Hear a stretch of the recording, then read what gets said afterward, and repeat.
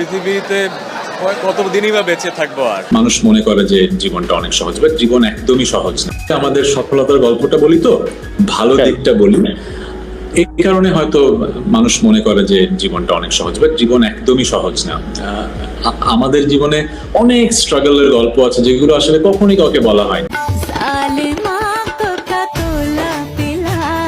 অবশেষে সমস্ত গুঞ্জন নিয়ে এবার মুখ খুলল তাহসান খান। নানান গুঞ্জন ও নানান অভিযোগের শিকার হচ্ছে তাহসান খান।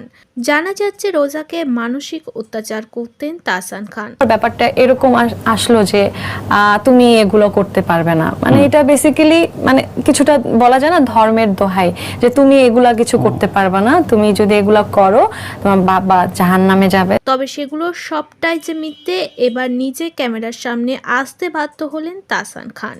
তাহসান খান জানান, রোজা কখনোই আমার কথা শুনতো না।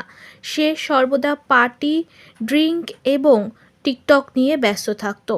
আমি ধর্মের প্রতি যেমন বিশ্বাসী আর সে সম্পূর্ণ উল্টোটা। তাহসান জানান, বিয়ের 1-2 মাস সে ভালো ছিল, তারপর থেকে সে সর্বদা টিকটক নিয়েই ব্যস্ত থাকতো। অনেক রাত করে বাড়ি আসতো, অর্ধেক সময়ই আমাকে সময় দিত না।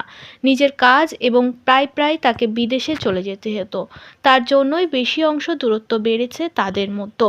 নিউ ইয়র্কে স্যালুন খুলেছে রোজা আহমেদ, যেই স্যালুনে অর্থের অনেক বেশি সাহায্য করেছে তাহসান খান। তবে আজ সেই রোজা তাহসানকেই পাত্তা দেয় না। আসল কারণ হলো রোজা নাকি আবারও প্রেমে জড়িয়েছে।